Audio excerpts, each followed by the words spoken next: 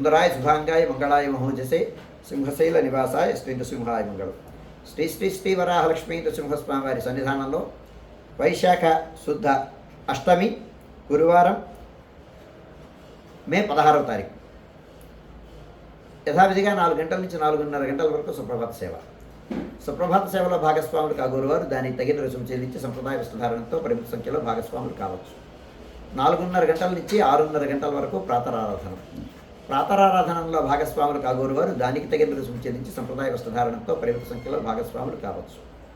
4:30 గంటల నుంచి 6:30 గంటల వరకు జరిగేటువంటి ప్రాతరారాధనలో భాగంగా నిత్యవేద పారాయణం, ఉపనిషత్ పారాయణం, దివ్య ప్రబంధ సేవాకాలం, అనంతరం ధూపసేవా సమయంలో చతుర్వేద పారాయణం, శ్రీరామాయణం, భారతం, భాగవతం, విష్ణు పురాణం, క్షేత్ర మహాత్మ్యం, వరాపురాణం, శ్రీభాష్యం, భగవద్ విషయం మొదలైన గ్రంథాలన్నీ పారాయణం చేయడానికి ఉపక్రమిస్తారు. అనంతరం బాలభోగ నివేదనం అయిన తర్వాత నిత్యహోమం, బలిహరణం అయిన తర్వాత మంగళాశాస్త్రం, చాతుర్గోష్ఠి, తీర్థ వినియోగం అయిన తర్వాత చుట్టు సన్నిధుల్లో మంగళాశాస్త్రం పూర్తి చేసుకున్న తర్వాత సుమారు 6:30 గంటల నుంచి సర్వదర్శనం ఆరంభమవుతుంది.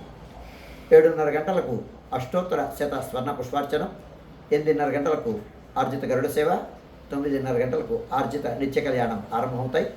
ఆయా సేవల్లో భాగస్వాములు కాగోరువారు ఆయా సేవలకు తగిన రుసుము చెల్లించి సంప్రదాయ వస్త్రధారణతో పరిమిత సంఖ్యలో భాగస్వాములు కావచ్చు.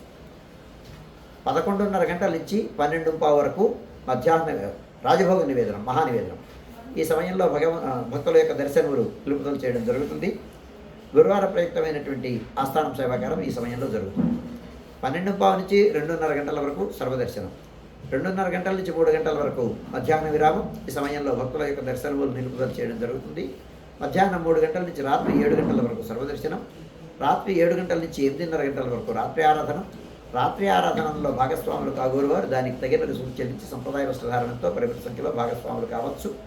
8:30 గంటల నుంచి 9 గంటల వరకు సర్వదర్శనం, 9 గంటలకు ఏకాంత సేవ కవాట బంధనంతో ఈనాటి కార్యక్రమం సుసంపన్నమవుతుంది.